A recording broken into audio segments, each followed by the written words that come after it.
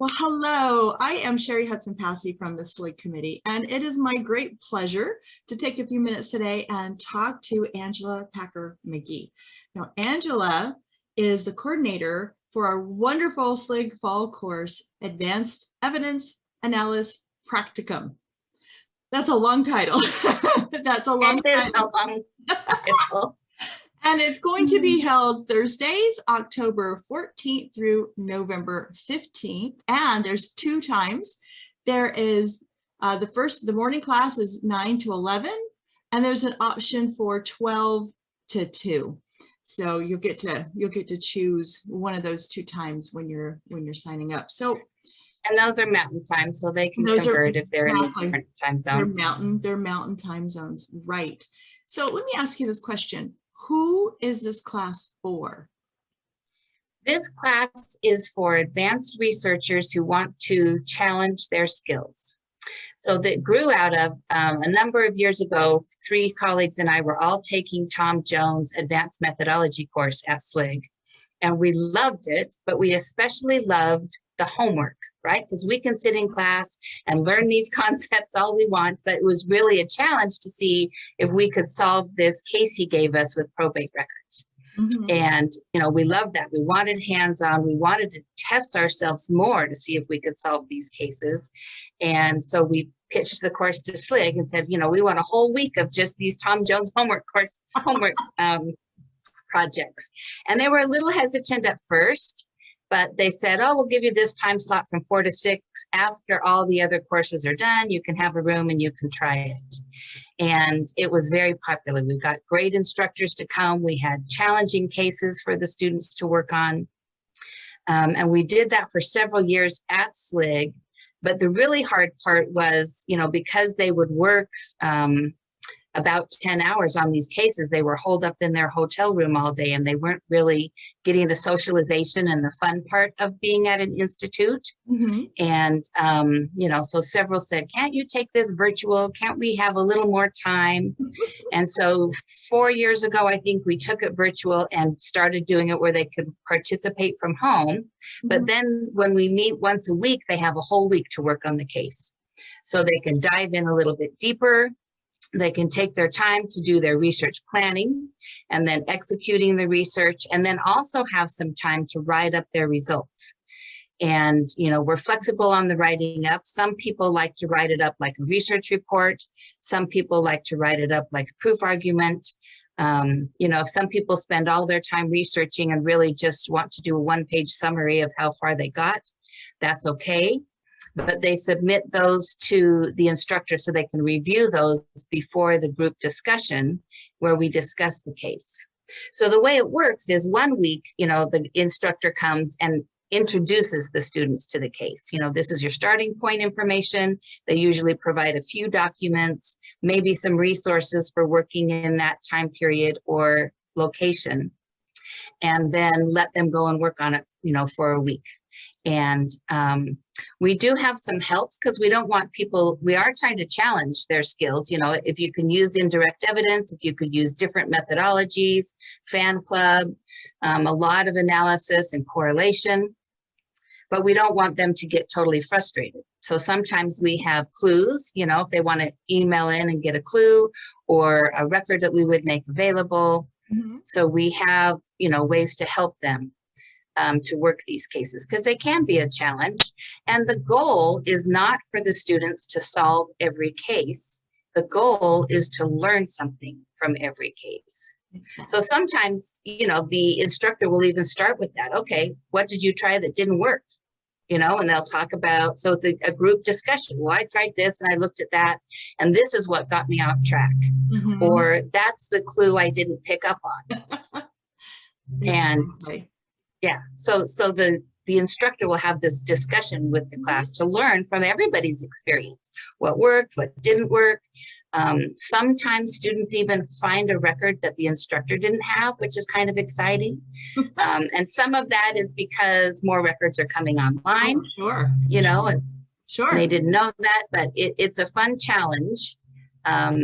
This year, I'm featuring some new instructors. So we've got two that are returning. Karen Stanberry and Paul Woodbury have new cases. So this year is all new cases. I was just going to ask you that.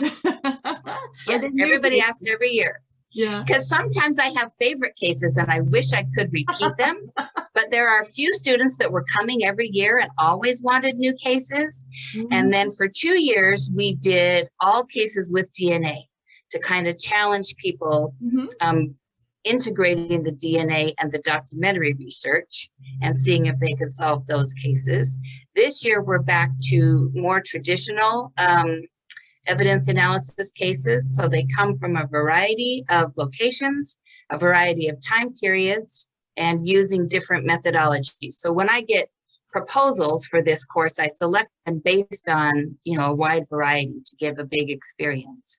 So Karen and Paul are returning, and then I have 3 new instructors, but they have all been students in the course, 1, 2, or 3 years. Some of them took it several years, so they know the format really well.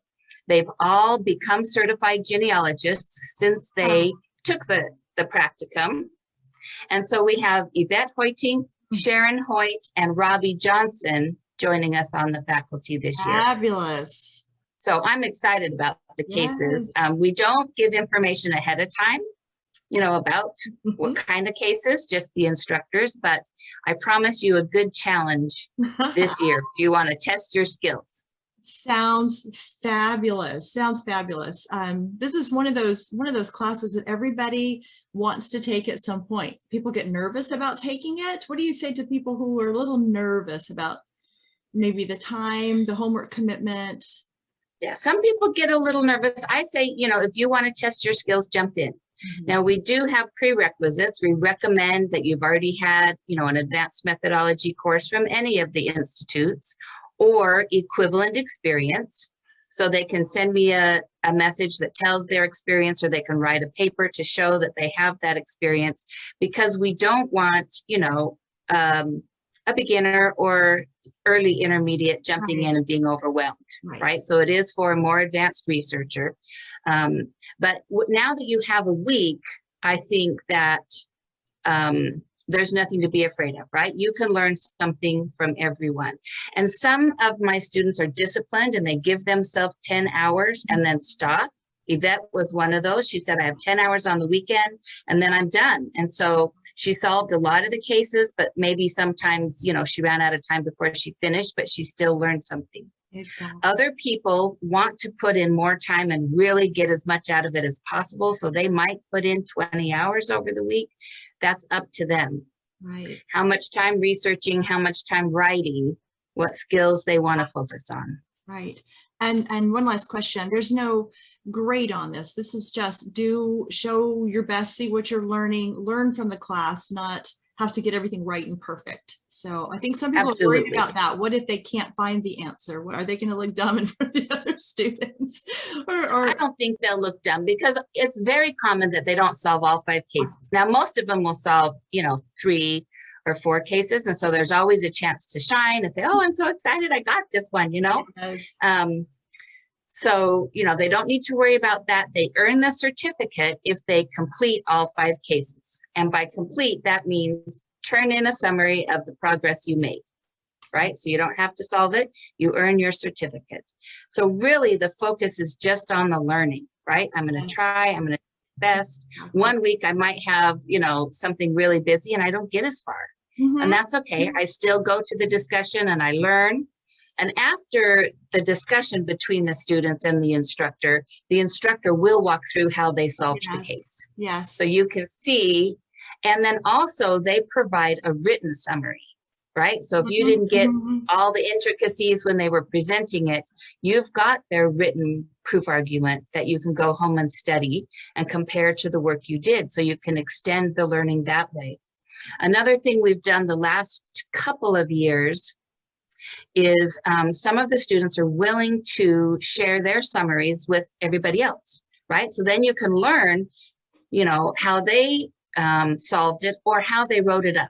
right? So we extend the learning again. That's completely voluntary, right? And I have some people that say, oh, I'll share this one and that one, but only 2 cases, not all 5. I'm not proud of my work on all 5. And we say, that's fine, right? If we get 10 different perspectives, then you can see how other people approached it and how they wrote it up. So another way to extend the learning. An all-round wonderful learning experience. So I encourage everybody, registration day is coming up. So figure out which classes that you want to take ahead of time. So you have that finger on the button and get registered for the class that you want to take. Angela, thank you for taking this few minutes today to go over your course. I know that it will help people make these decisions as to what they want to take. And I've taken it, and I really learned a lot from this course. So I would encourage anybody to just jump in there and do it. It's a really just jump in and try it, right? Exactly. Wonderful learning experience. So thank you so much. And my pleasure. And I hope to see lots of them in the class. Exactly. We'll see you then. Bye. Okay. Bye.